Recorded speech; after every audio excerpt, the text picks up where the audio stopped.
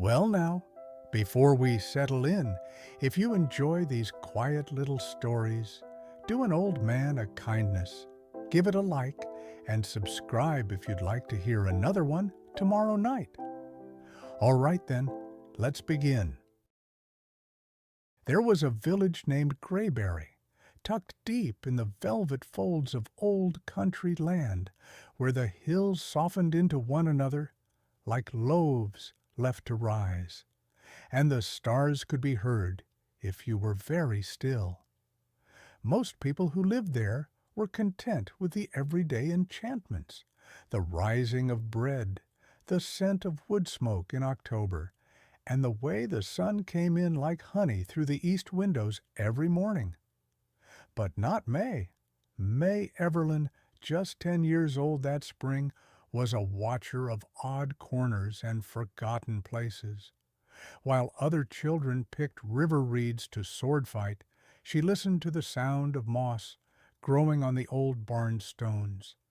She had a patient heart and clever fingers, though she often kept her thoughts to herself, the way one might cradle a robin's egg, delicate, careful, and just a bit secret. She lived with her grandfather, whom she called Pop, in a cobbled cottage on the edge of Grayberry, where the trees grew closer together and the wind forgot how to hurry. Her parents had been artists who traveled the river towns with paints and marionettes, and one day they had gone on ahead without her. "Beyond the rivers," Pop always said, not unkindly, "where the colors wait for you to catch up." That was all he'd say. It had been 5 years. Pop had a beard like rain clouds and hands full of calluses from carving. He never raised his voice, not even to the storm, and May suspected he once knew the old ways, those almost forgotten manners that flowers respected and birds remembered. He carved wooden animals from elderwood and pear, and his shelves were full of foxes mid-laugh, owls with wise eyes, and once a lion so small it fit inside a walnut shell. Pop also kept a garden. It wasn't an ordinary garden, though it looked like one to passers-by. There were rows of strawberries, a squat gooseberry bush, a gate that creaked as though reluctant to open, and a fence patched with old tools instead of new planks. But what made it different was this: every plant in Pop's garden grew in time with the moon, not the sun. Tomatoes blushed only after midnight. Beans twisted into spirals when moonlight touched their leaves. The lettuce shimmered with dew, even on dry nights. May often asked why. "Some things," Pop would say, plucking a glowing snap pea, "just trust the dark to keep their secrets." One night in late spring, when the clouds peeled back like curtain hems and the moon spilled gold onto the hills, May couldn't sleep. The wind had a strange hush in it, like it was waiting. She rose, barefoot and quiet, and tiptoed to the back window. The garden lay still, but the trees beyond it, not Pop's orchard, but the wilder woods further out, seemed to lean inward, as though listening to something she couldn't quite hear. And then she saw it, a tree she'd never noticed before, standing just beyond the garden fence. It was tall, with bark dark as velvet and leaves like silver ink. It shimmered faintly, even though it was clearly rooted in shadow. From one of its branches hung something small and round. A fruit? A bell? It was hard to tell. May blinked, rubbed her eyes, looked again. The tree was still there. She slipped from the house with the hush of a girl who had tiptoed through dreams before. Past the garden gate, through the patch of wild thyme that always made her sneeze, and into the tall grass that lapped at her knees like a friendly tide. The tree didn't move, but somehow it waited. May reached it after what felt like both seconds and hours. It was taller than it had looked, much taller, And it hummed. Not a sound exactly, more a feeling beneath the skin, like standing beside a kettle just before it boils. Its bark shimmered with soft patterns, tiny vines etched in moonlight, and the thing hanging from its branch, she could now see, was a kind of fruit, a pale orb no larger than an apricot, glowing softly. Inside it, shapes seemed to move, tiny flecks of gold, or stars. She reached toward it, but before her fingers could touch the branch, a voice behind her said, quite clearly, "That one's not ripe yet." May spun around, heart skittering like a squirrel. An old man stood in the shadows. He was taller than Pop, lean as a willow switch, with a hat made of bark, and what looked suspiciously like moss growing on his sleeves. His beard was long and braided with thistle fluff, but his eyes were younger than any May had ever seen. Not young like a child's, young like spring itself. I'm sorry," May said quickly. "I didn't mean—" "No harm done," the man said with a creak in his voice like boots on old wood. "You heard the tree, did you?" May blinked. "I didn't hear anything." The man gave a slow nod. Not yet hearing, but close." He stepped closer, and May noticed he carried a lantern.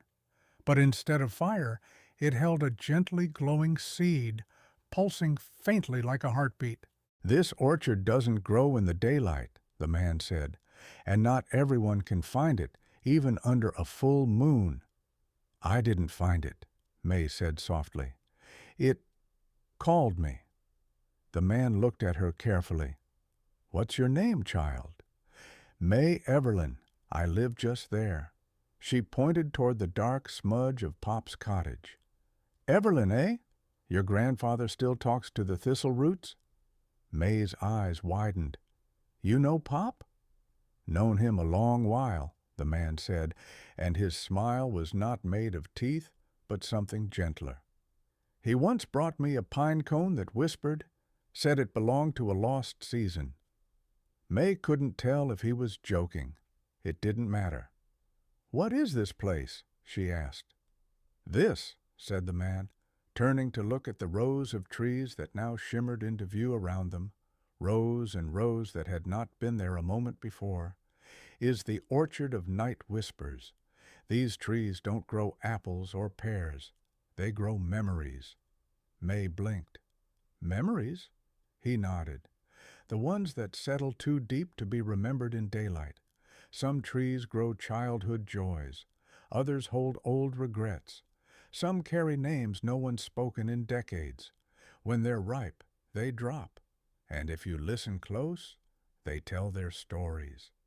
May turned slowly. The orchard stretched farther than she'd imagined, trees tall and quiet, everyone slightly different. One shimmered with blue leaves, another had bark that curled like old paper, a third smelled faintly of cinnamon and rain. "But who takes care of them?" she asked. "I do." The man bowed slightly. "I'm the orchard keeper. Name's Brindle." May's eyes widened again. "Like a name or a color?" He chuckled. "Both, if you say it right." The wind stirred. Brindle lifted his lantern, and the seed inside pulsed once more. "Come back when the moon is next full," he said. "Bring something forgotten, something small. The orchard will know if it's true."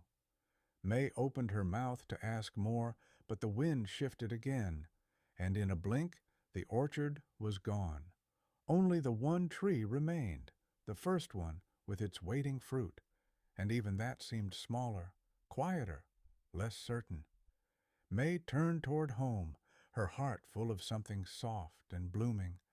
Behind her, the tree whispered, just once, and though she couldn't yet understand it, she would, in time. The days that followed May's first visit to the orchard passed like honey through a narrow-necked jar, slow and golden, but with a weight that stuck to everything. Grayberry carried on as it always had. The baker put out his loaves with flour still clinging to the crusts. The postmaster whistled tunelessly from his stoop, and the town cat, whose name, depending on whom you asked, was either King Paws or Dust Bucket, could be found curled on window sills or in the sun-drenched corner of the bookshop. But to May, everything now shimmered faintly around the edges, as though the world had tilted slightly and only she had noticed. She couldn't stop thinking about Brindle, the orchard keeper, or the way the trees had bloomed under moonlight. Most of all, she thought about the memory fruit, round and pale and glowing, suspended from that single black-limbed tree like a secret. Each night, May sat in bed and turned the moment over and over like a stone in her pocket. It began to feel like a promise, and so she waited. Pop noticed, of course.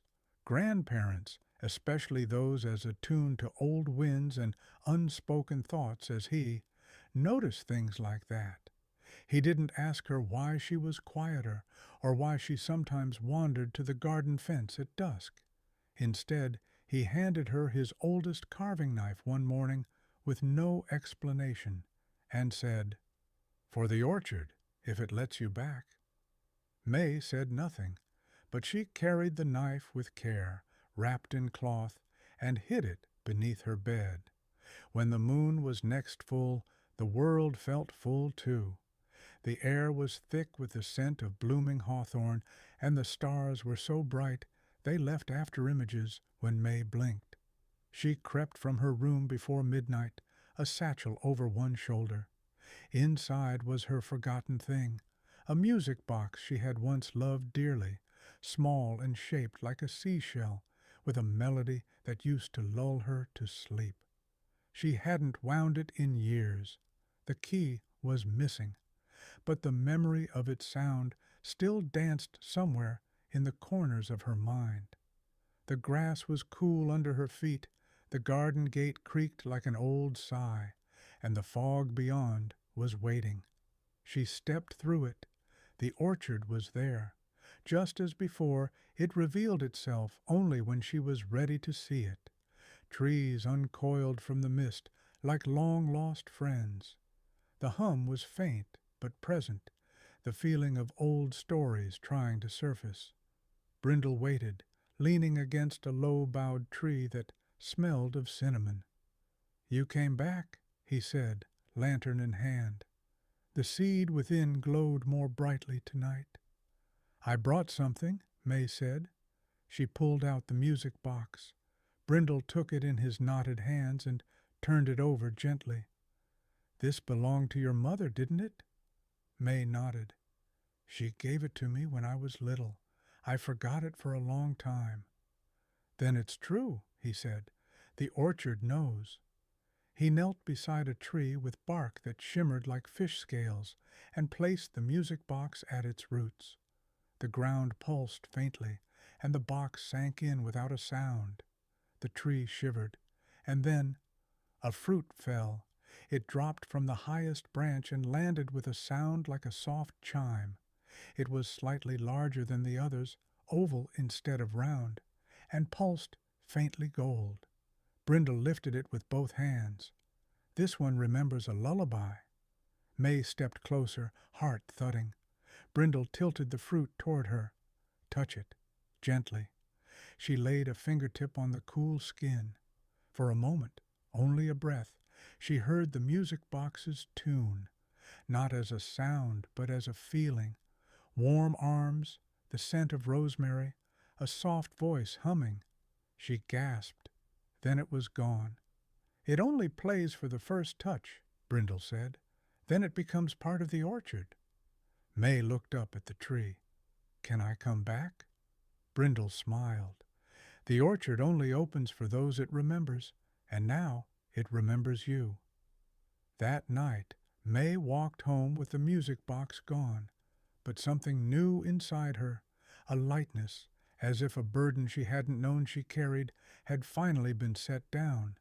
She did not sleep, not at first. Instead, she carved, a tiny bird shaped like a song out of elderwood, for the orchard, for remembering. The days that followed the fall of the memory fruit were quieter for May, not because the world had changed around her, but because she had changed inside. She walked the same paths in Grayberry, helped Pop in the moonlit garden, and played her part at the Sunday bread share like any other child, but everything seemed tinged with a new layer of meaning, as though she now understood that some trees breathe slower, some stones hold grief, and that memory itself might ripen like fruit in the right kind of light. Pop didn't ask questions. He never did. But May noticed him leaving his tea on the windowsill longer than usual, staring into the orchard's hidden horizon like a man waiting for a visitor he hadn't invited, but hoped would come. May spent long evenings carving, owls with folded wings, bells shaped like foxgloves, acorns that opened to reveal a curled sleeping mouse. She didn't know why she carved them, only that her hands were full of some quiet urgency, as though the trees had whispered their longing into her bones. And always, when she was alone, she thought of the tree that had given her the lullaby memory, the way the fruit had glowed softly, and the strange feeling of both loss and comfort it had left behind. She wondered, were there sad memories too? Did some fruit fall heavy with sorrow? And then the full moon came again. That night, May didn't wait for the house to fall quiet. She didn't sneak. Pop met her by the garden gate, holding her lantern. "You might need this," he said simply, offering it to her. Inside it, a candle glowed, not with fire, but with a soft golden shimmer that May instinctively knew came from one of the orchard's fallen fruits. "Did you?" He smiled. "Long ago." She took the lantern with both hands. "Will you ever come with me?" Pop shook his head. "That orchard's for the young now, and I've already had my season in its trees." May paused. "Do you regret leaving it?" He leaned down and kissed her forehead, his beard smelling of cedar and mint. "Not once, but I miss it just the same." The orchard greeted her like it had been waiting. Mist folded back like gentle wings, and the trees stood tall and breath-held. They shimmered more this time, and May realized not all shimmered equally. Some had grown since last she came, their boughs wider, their roots thicker. Others had thinned or bent. Some now bore blossoms with silvery veins, while a few held nothing at all but bare branches. Brindle was waiting, as always. He stood beside a tree with bark the color of evening sky, polishing a stone bowl with a moss cloth. His lantern pulsed on a low-hanging hook, and beside him stood 3 small wooden stools. "Tonight you'll sit with the tree that weeps," he said without greeting. May blinked. "Trees can cry?" "Not like we do," he said. "They weep through their fruit, through their roots, through the way they grow twisted or tired. Not every memory is a soft one. Some press too long in the dark and grow sharp." He led her to a clearing she hadn't seen before. It held a single tree, tall and spindled, its branches stretched toward the sky in what looked very much like longing. Unlike the others, it bore no leaves, only pale blossoms that had never opened. Dew clung to it, though no rain had fallen.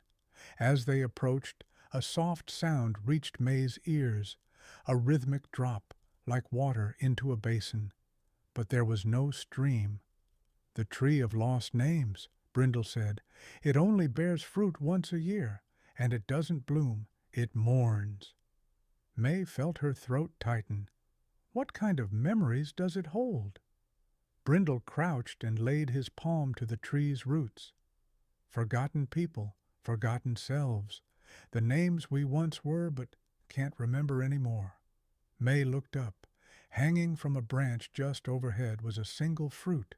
Unlike the others, this one did not glow. It pulsed darkly, like stormlight, dull and heavy. "What do I do?" she asked. "You listen," Brindle said, "and if you can, you offer it a name." May sat beneath the tree for a long time. She listened to the slow drops fall into unseen soil. She watched the way the wind curled around its trunk but never touched the branches. She ran her fingers gently along the bark and thought of all the people she'd passed in her short life. The old woman who sold time no one wanted, the boy with different colored eyes who had vanished one spring, the way her own mother's voice had sounded only in dreams now. And then the fruit fell. It did not chime. It landed with a muffled thud, like a secret no one wished to find. May knelt beside it.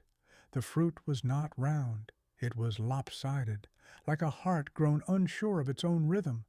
Its skin was a deep blue-black. She reached out. Brindle's voice, low and close, said, "Are you ready?"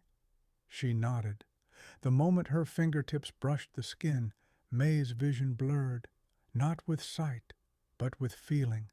She felt a child's laughter, her own, someone else's, echoing in a hallway that smelled of lemon soap. A door slammed. Silence followed.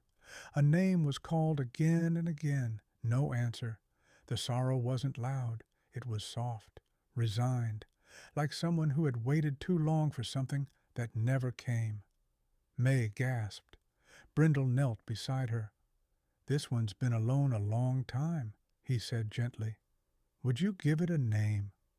May closed her eyes. She thought of her music box, of the time she lost it behind the dresser and cried all evening, of the neighbor's cat run over in autumn, of the boy she once built stick forts with who moved away and stopped writing, and she whispered, "Thalen." The name came from nowhere, or everywhere. The fruit pulsed once, then split gently down the center. Inside, instead of seeds, there were tiny threads of silver and gold, woven strands that looked almost like writing. They shimmered, then turned to dust, rising like smoke into the branches above. The blossoms opened just once, and the dew on the bark dried. Brindle smiled. "You named the sorrow, and the tree remembers again." May felt tears run down her cheeks, though she hadn't noticed them falling. She wiped them with her sleeve and looked up. "Will I forget again?" she asked. "Will I ever be forgotten?" Brindle's expression grew quiet. "That depends," he said. "Do you listen when others forget?" May looked down at the broken fruit. Its halves had melted into the moss. "Yes," she whispered. Brindle nodded. "Then someone, somewhere, will remember you." That night, May didn't return straight home. Instead, she wandered the edge of the orchard, listening to the wind and the hush of the roots below. She didn't need to touch another tree. Just to be near them was enough. She felt their patience, their waiting, their watching. And then, at the very edge of the orchard, where the mist curled tighter and the stars hung low, she found something new, a seed, not fruit, not memory, just a seed. It pulsed faintly in the earth, not unlike Brindle's lantern seed. But this one was not his. It was meant for someone else, someone who could hear. She picked it up. It was warm, it hummed, and it knew her name. "Not in body," he clarified, "but in memory, in promise. If you listen, you'll hear one that laughs like me." May closed her eyes. Far off, a tree did laugh, a rustling, sighing laugh that curved around a knot in its trunk. She opened her eyes. "Is that where you'll go one day?" Brindle smiled, his eyes distant. "If the orchard still wants me." Sometime near dawn, as the mist began to thin and the wind grew restless, Brindle touched May's arm. "There's one more thing tonight," he said. He led her toward the very edge of the orchard, farther than they had ever gone. Here the trees thinned into strange shapes. Some bore no leaves at all, others seemed frozen mid-bloom. The ground rose into a knoll with a ring of stones atop it, each carved with symbols May did not recognize. At the center stood a stump, old, hollowed, cracked. Brindle approached it slowly, almost reverently. "This," he said, "is the grove's oldest promise. The very first, made before memory, learned to walk upright." He touched the stump. "And it's breaking." May felt it then, a deep, slow ache in the soil, a sadness that did not cry but sighed, as though something old had been forgotten too long. "Can it be healed?" she asked. Brindle looked at her with something like grief. "Only by someone willing to remember a promise they never made." May touched the stump. It was cold, then warm, then pulsing. She pulled her hand away. A shape flickered before her eyes. Two figures standing at the base of a tree, hand in hand, planting something small. A voice whispered, "As long as we remember, the orchard will grow." Then nothing. The vision vanished. May turned to Brindle. "Who were they?" "I don't know," he said, "but one day perhaps you will." As May made her way back through the orchard, lantern flickering low, she passed her promised seed's grove, and there, where she had planted it, stood a single sprout, just a sprout, but already it knew her name. The days after the promised seed sprouted passed gently, like petals falling in slow motion.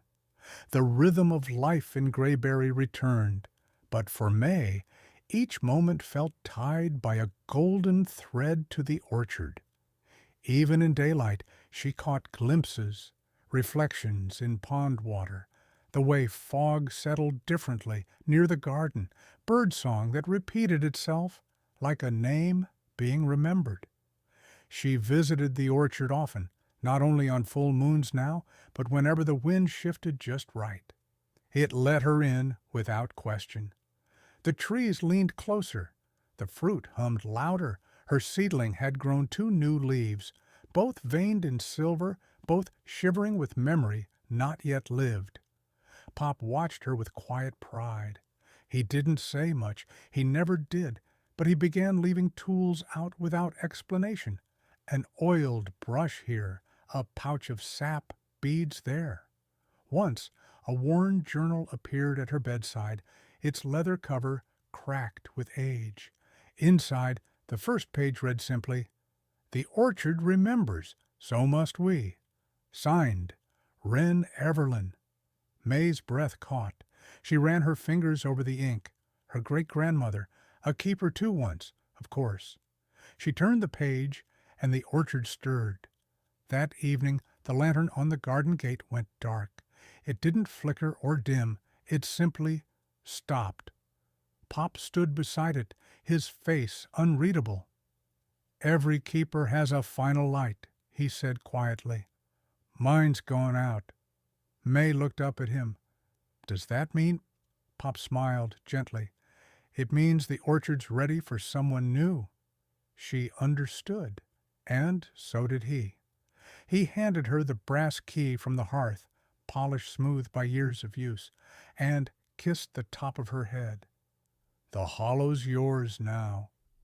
When May entered the orchard that night, the trees were singing.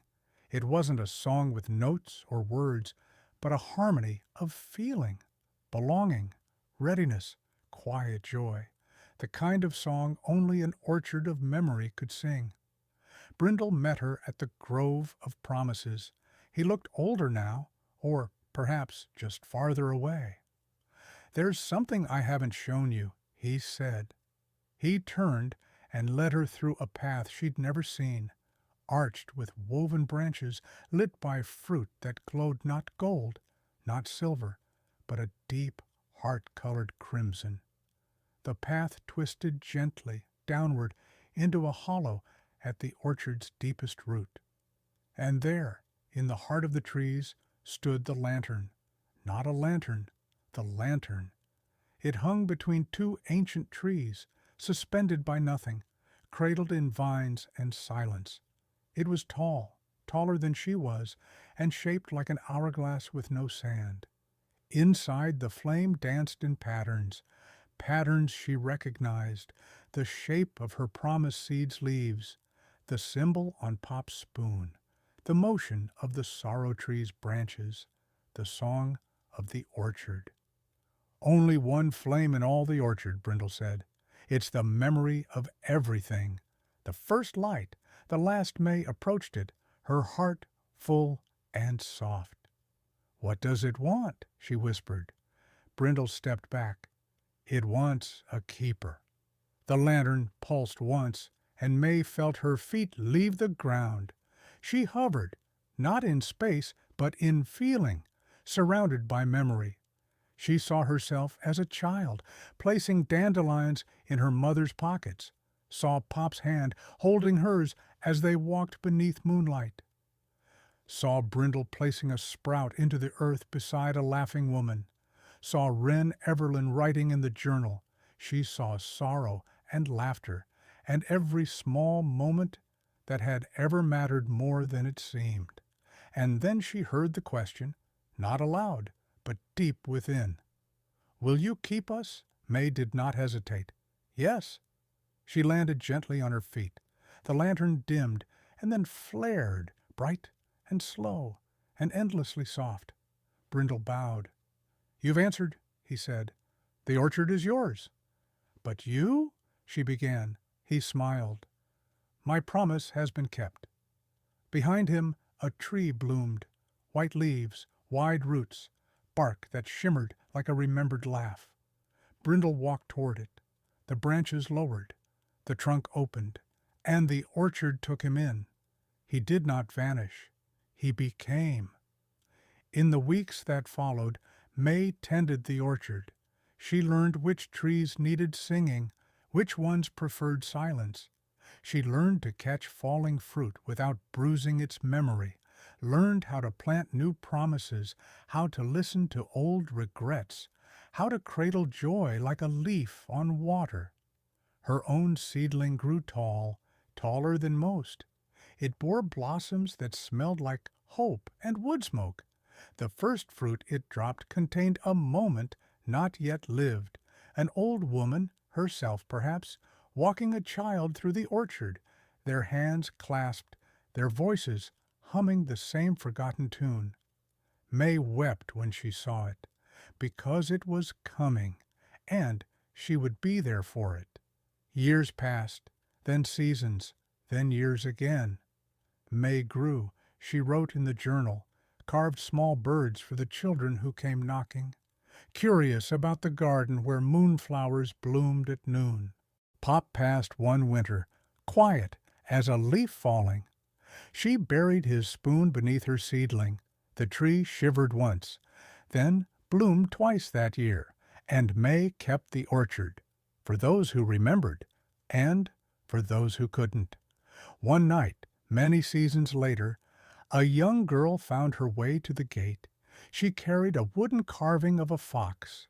She was quiet, like May had been. She listened, like May had listened. May smiled, lifted her lantern, and whispered, "Come, my sprig, it's time to wake the orchard." And so it began again. Not an ending, but a beginning that remembered everything. And that's our story for tonight. I hope it brought you a little peace, or at least something warm to carry into your dreams. If you'd like to hear more, just subscribe. I'll be right here by the fire, waiting with another tale. Sleep well now, and good night, my dear.